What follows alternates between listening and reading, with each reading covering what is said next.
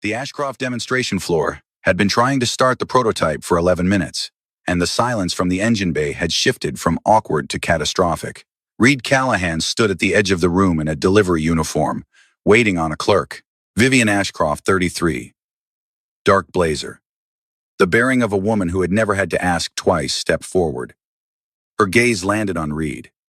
She said it loudly enough that the lapel mic caught it. "Start the engine and I'll date you." The room laughed. Reed set his clipboard down and walked toward the car. What he did next, no one in that room expected.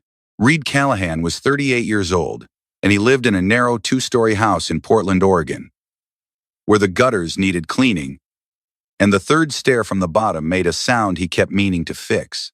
He made coffee each morning in a percolator his wife had bought at an estate sale, and he poured 1 cup and set the pot back on the burner out of habit. The way you preserve a ritual even after its original reason is gone. His daughter Wren was 7 years old, and she slept with the focused intensity of someone completing an important task.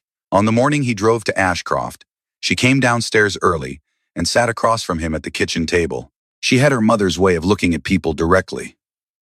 "Bah," she said, which was what she called him when she was being serious.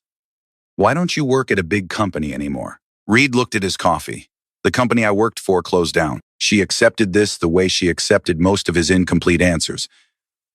Not with the satisfaction of a child who believes it, but with the patience of one who has learned that some doors don't open when you knock on them. Pete Granger had known Reed since they were both 22, and failing thermodynamics at Oregon State. Pete was 55 with bad knees and an encyclopedic knowledge of every domestic engine built between 1978 and the present. He was also the kind of man who understood that some people carry things that are not yours to ask about. When Reed had shown up at his garage 3 years ago with a duffel bag and a face that had been through something Pete could not name, Pete had handed him a wrench and showed him where the coffee was. That was the entirety of the conversation. In 3 years, neither of them had found a reason to revisit it. The delivery order came in on a Tuesday. Specialized brake components, custom fitted. Consigned to the Ashcroft Motor Group receiving dock. Pete pulled the order off the printer and handed it to Reed without looking up. Reed read the address. Set the paper down. Picked it up again. "I'll take it," he said. Pete looked up then. He looked at Reed for a long moment, and then he looked back down at the carburetor. "All right," he said. Reed drove north across the city with the box in the back of the van and the radio off. When he pulled into the Ashcroft complex and saw the sign above the entrance, he read the tagline beneath the company name. Built on the legacy of safety. He sat in the parked van for a while after he turned the engine off. Then he got out and walked in. Across town that same morning, Vivian Ashcroft was in conference room B, listening to her lead engineer explain why the prototype had failed its cold start diagnostic for the 3rd consecutive day. Grant Holloway sat at the end of the table with his hands flat on the surface, his expression arranged into steady confidence. "I'll handle it before the demo," he said. "You focus on the investors." Vivian had nodded. She had asked, "You're certain?" Grant had smiled. "Have you ever seen me not be?" It was the answer she had been receiving from Grant for 4 years, and every time it had turned out to be sufficient. She went to greet the investors. She did not think about the conversation again until the prototype refused to start in front of 40 people, and she was standing in a room that was beginning to understand that something had gone very wrong. Reed reached the prototype and crouched beside the front quarter panel. The senior technician moved to stop him. Reed raised one hand without looking up. "Don't touch the auxiliary relay." Something in the flatness of his voice stopped the technician mid-step. At the far wall, Grant Holloway had gone very still. Not the stillness of surprise, but the stillness of recognition. What followed took fewer than 90 seconds, but it saved Vivian Ashcroft's morning. The engine turned over. The prototype came alive with the smooth, low purr of a properly tuned 6-cylinder, and the room reset itself into approval applause, a few cautious laughs. The European investors leaning forward again. Vivian permitted herself one small exhale. Grant Holloway moved before anyone else could think. He stepped to the platform, addressed the investors directly, and reframed the entire incident as a controlled stress test of the company's response protocol. The prototype's design, he said, had performed exactly as intended under simulated field conditions. He invited a round of applause for the technical team. He got it. By the time the room was clearing, Vivian's assistant had already drafted a release waiver. Reed was asked to sign a brief acknowledgement that his unscheduled technical intervention had occurred under emergency conditions and posed no liability to the Ashcroft Group. He read it. He understood, immediately, that the document protected the company, not him. He signed anyway. He did not need a quarrel he could not afford. He had picked up his clipboard and was crossing toward the exit when Grant Holloway stepped into his path. They were close enough that no one else would hear. Grant's face had the composed surface of a man who had spent a long career in rooms where speaking carefully was the difference between safe and not. "You shouldn't be here," Grant said. "I'm making a delivery. Don't come back." It was not a request. It was the voice Grant had used 8 years ago when he had explained, in the same low register, what would happen to a junior safety engineer's career and family if certain reports were filed without first being reviewed by the technical division. Reed looked at him directly. For the first time since the day he had been walked out of this building, he was standing in the same air as Grant Holloway, and he did not lower his eyes. "I heard you the first time," Reed said. He kept walking. Grant watched him go. He waited until Reed was through the doors. Then he took out his phone and made a call. The conversation lasted under 30 seconds. When it was over, Grant returned to the floor, smiling, shaking the right hands, the picture of a man whose morning had gone exactly as he had planned. Vivian had seen the exchange between Grant and the delivery driver from across the room. She had not heard the words, but she had read the geometry of two men standing too close. And she had registered something in Grant's face that she did not, in the moment, have a name for. She filed it away. By the end of the afternoon, she had nearly forgotten it. Nearly. That evening, Wren set a model engine on the kitchen table, a scaled-down Vate she had assembled from a kit. She showed Reed a problem in the valve intake assembly, describing it not as a problem, but as a thing that did not sit right. Reed leaned over and placed one finger on the exact piece she had been unable to locate. She looked at his finger, then at him. "How did you know which one?" Reed said. "Because it's the only one that's fighting you." She thought about that and turned back to fix it. Reed got up, opened the kitchen drawer, looked at the padded envelope inside, and closed it again. The public humiliation came 4 days later. And it came the way they always do, not because anyone planned it exactly, but because a series of small decisions accumulated into something that couldn't be taken back. The Ashcroft Group had sent a formal notice of return on the delivered components, citing a quality discrepancy in the brake specifications. The documentation was detailed and official and entirely incorrect. Pete received it Thursday morning and called Reed, his voice doing the thing it did when he was trying to be calm and failing. Under the supply contract, any quality dispute could be addressed through direct mediation at the receiving facility within 72 hours. Reed had the contract folded in his jacket pocket when he drove to Ashcroft that afternoon. What he had not accounted for was the media event. Vivian was hosting a press reception in the main atrium near the garage bay. There were journalists, a documentary camera crew, and industry partners arranged around the newly unveiled production logo for the next generation Ashcroft line. Reed stood at the reception counter and waited for the warehouse supervisor. A young woman in a headset told him the vendor entrance was on the other side of the building. Reed explained he had a contractual right to in-person mediation and showed her the relevant clause. She did not read it. She called a security officer. By the time Vivian came through the corridor to see what was causing the delay, there were 2 people in a standoff at the reception desk. The camera crew had half turned toward the disturbance, and journalists were watching with the attention of people who recognize a story beginning to take shape. Vivian read the situation in approximately 2 seconds and made the wrong decision. "Sir."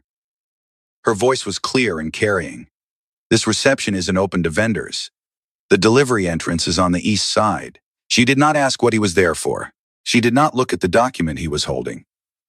A journalist made a sound that was almost a laugh. A photographer captured the frame.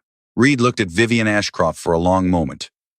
Not with anger, not with humiliation, with the specific quality of attention of a man who is recording something carefully for future reference. Then he folded the contract, put it back in his pocket, and walked to the exit. Wren was in the van. She had been reading, bent over her book at the angle she used when trying to finish a chapter. before being interrupted. She looked up when Reed got in. She waited until they had driven 3 blocks. Then, "They don't know who you are, do they?" "No," Reed said. She turned back to her book. She did not turn any more pages for the rest of the drive home. Dana Cho had covered the automotive industry for 6 years, first for a trade publication in Detroit, and then for a Pacific Northwest business journal that cared more about narrative than spec sheets. She had been at the Ashcroft reception for a profile on Vivian, and she had watched the exchange at the reception desk with the professional instinct of someone trained to notice what other people dismiss. There was something in the face of the man in the delivery uniform that did not match the uniform. On the car ride back to her office, she pulled up the Ashcroft Technical Archives and began looking at engineering credits on older documentation. She found a name. She read it twice. She sat with her tablet in her lap for the remainder of the ride and did not speak.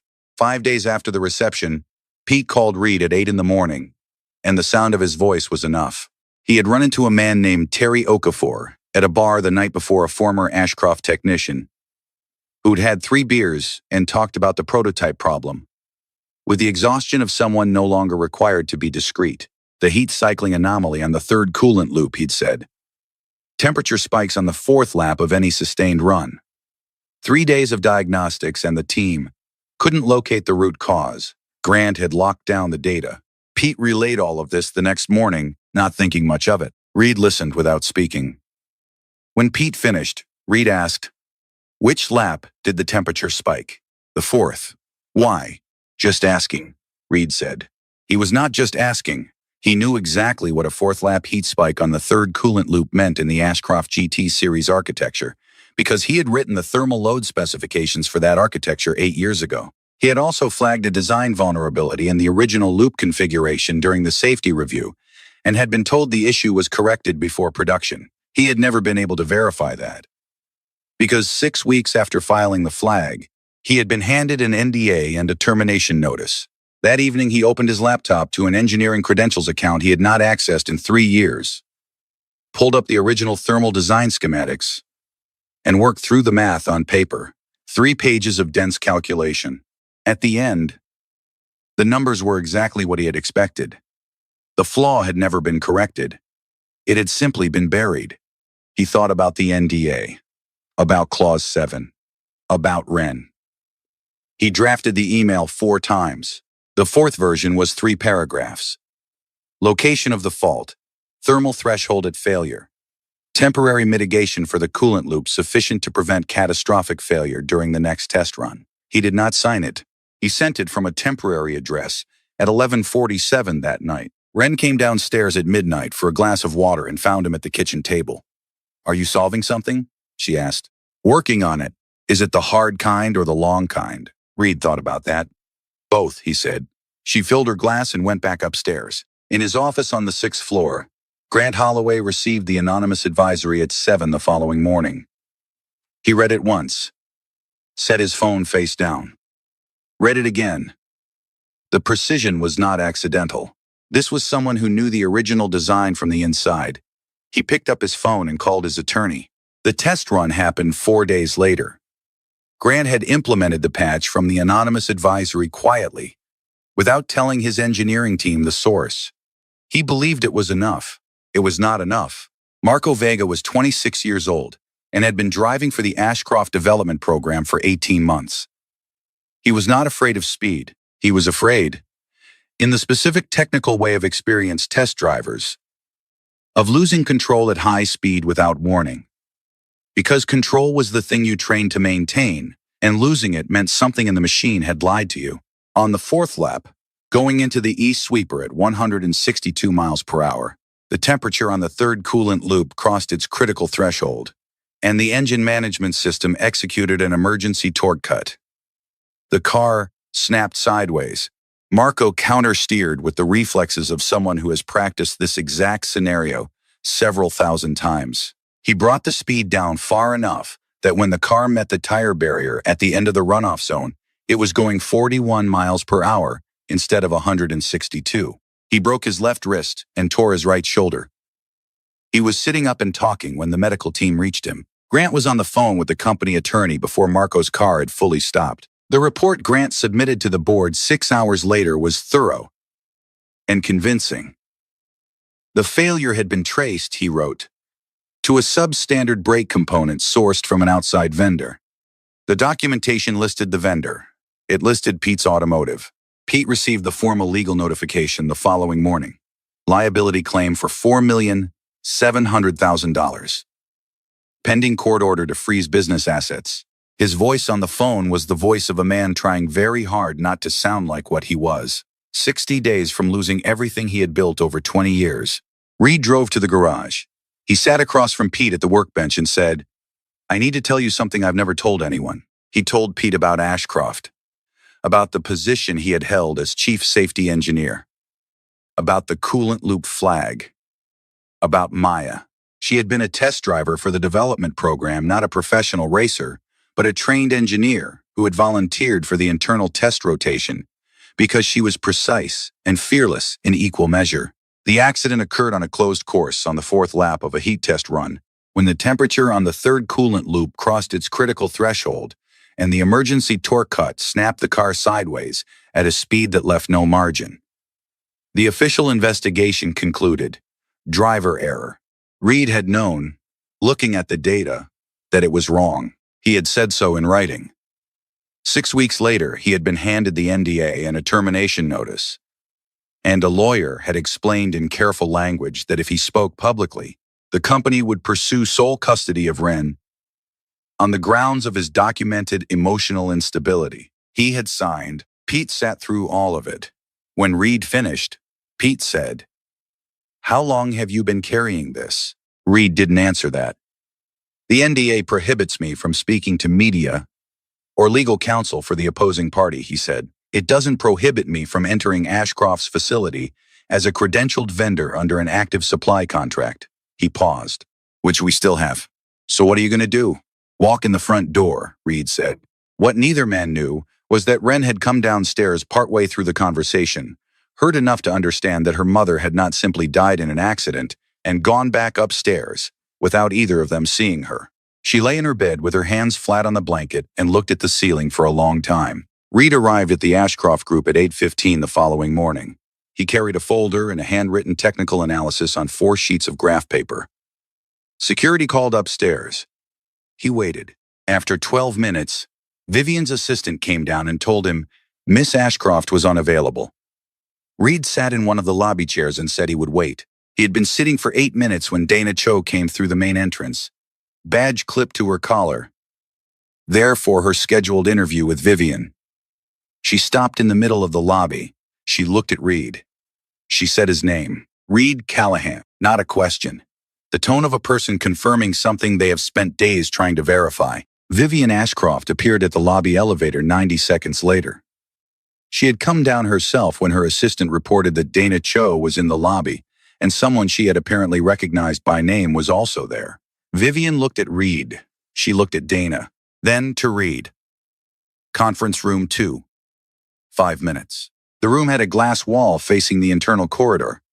Grant Holloway was already inside with 2 senior engineers and Vivian's legal counsel. Reed walked in, set the folder on the table, and remained standing. Grant said, "This man has no standing here." Reed did not look at Grant. He opened the folder and set the first document on the table.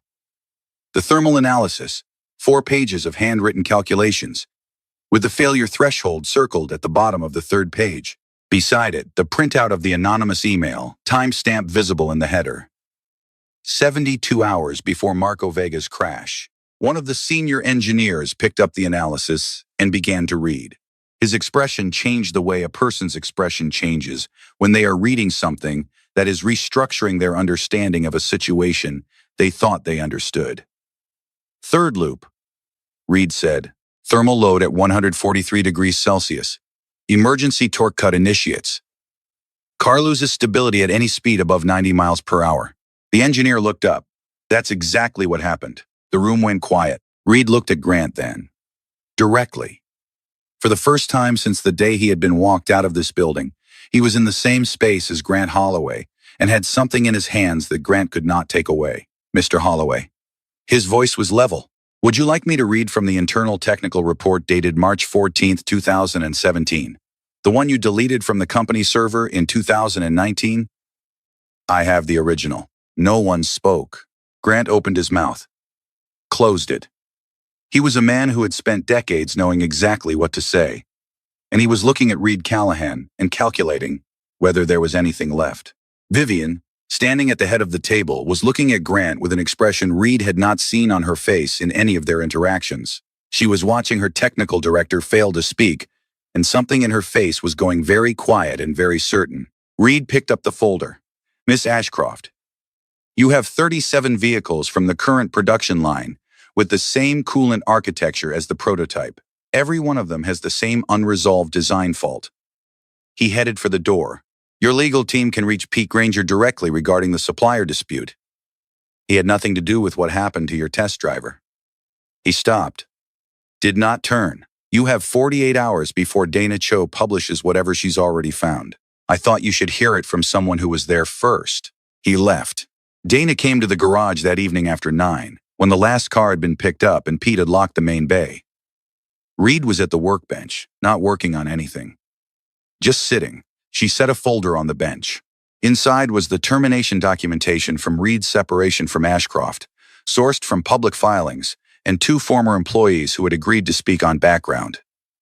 Reed picked it up and read it. He got to the 3rd page and stopped. The signature authorizing his termination was not Grant Holloway's. It was Thomas Ashcroft's. Reed set the paper down. He looked at the surface of the bench for a long moment. "Did you know this when you came here?" "No," Dana said. "I found it this afternoon." Reed was thinking about Thomas Ashcroft, who had died of a stroke in his office 4 years after Reed's termination, 3 months after Vivian had taken over.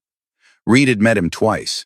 Both times, Thomas had said safety engineering was the conscience of the industry. "If I flagged the coolant fault," Reed said, "it went to the Executive Safety Committee. Thomas chaired that committee. Then why did he sign the termination?" Reed stood up and went to the far end of the workbench. From a drawer, he took a padded envelope, not the one at home, but one Pete had passed to him years ago without quite understanding what it was. Maya had left it in the car the day she drove to the test track, addressed to the facility safety office. He had read it once and put it away. He handed it to Dana. She read it slowly. When she finished, she looked up with the face of someone assembling something they wished they hadn't found. Maya's letter was addressed to Thomas Ashcroft, dated the morning of the day she died. She described 3 anomalies from the previous week's test runs. A heat warning, she had been told, was a calibration error, a steering pull that appeared only on the 4th lap, and a discrepancy between the post-run data reports and her own recorded notes.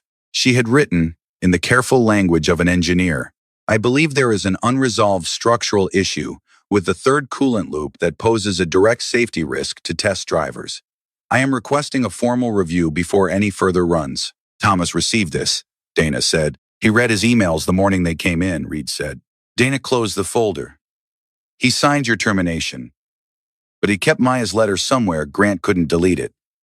And he died before he could do anything with it." Reed was quiet. "I need to talk to Vivian Ashcroft," he said. "Not as a vendor." He sent the message to a number Dana provided. The reply came in 4 minutes. "When and where?" She came to the garage at 10:30, alone, driving herself. She stood in the open bay door and looked at the space around her. The tools on the pegboard, the engine on the stand, the coffee machine Pete had owned since the early 2000s. Then she looked at Reed. He told her everything in order. The position he had held, the safety review, the 6 weeks between filing the complaint and being handed the NDA, Maya, the accident, the official conclusion of driver error, what he had known the conclusion to be when he looked at the data, the 3 years in Pete's garage, Thomas's signature on his termination notice, and the 3 weeks between Thomas receiving Maya's letter and Thomas dying at his desk. Vivian sat through all of it without interruption.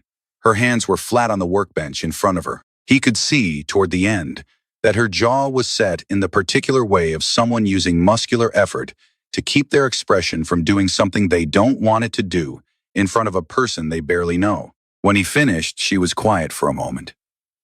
Then, "My father got a letter from your wife the day she died. And 3 weeks later, he was dead. He didn't fire you because he agreed with Grant. He fired you because he was trying to protect you from something and ran out of time. Reed had reached this conclusion himself about an hour earlier. "I don't know that for certain," he said. She looked at him directly. "I'm going to find out." She went back to the Ashcroft building at midnight. In a folder of administrative records not reviewed since Thomas's death, she found a handwritten note in her father's hand, addressed to Edmund Carr, a founding board member who had been Thomas's closest colleague. It said, "Edmund, if something happens to me, find Reed Callahan. Do not let Grant manage this." Vivian sat in her father's old office, with the note on the desk in front of her, and did not move for a long time. She called the board meeting herself at 7 the following morning, with no prior notice to Grant. She used the emergency convening authority in the company charter, which she had never used before. She sent notification to all 11 board members at 6:15, and to Grant at 6:50, 5 minutes before the session was set to begin. She told security to admit Reed Callahan without delay. Grant walked into the boardroom at 6:57 and found Reed already seated at the presentation end of the table. He stopped in the doorway. Something moved in his face the moment in which a man who has been running a particular game for a long time understands that the game has ended and has to decide in real time how to respond. He came in and took his seat. Vivian opened, without preamble. "We're here because the technical failure responsible for Marco Vega's injury and the supplier liability claim filed against Pete Granger's business are not what they were reported to be. Mr. Callahan is here as a technical witness. You will hear him out." Reed presented the evidence in the order he had assembled it.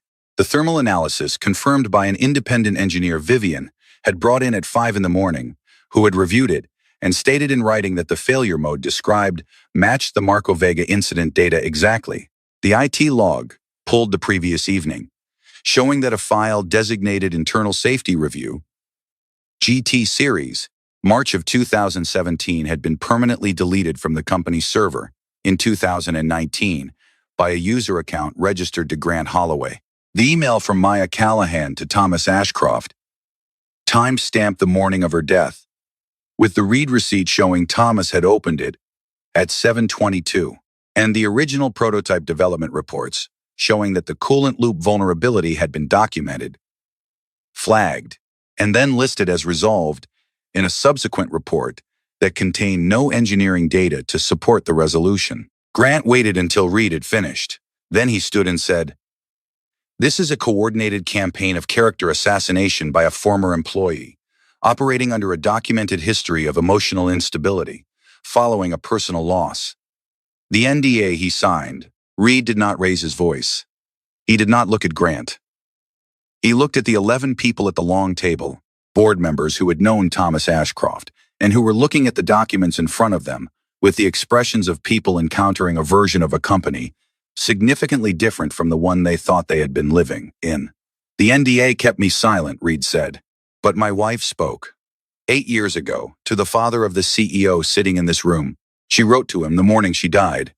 She told him exactly what was wrong with that car, and exactly what it would do to whoever was driving it. The question I would like the board to consider is why none of you ever read that email." The room was completely silent.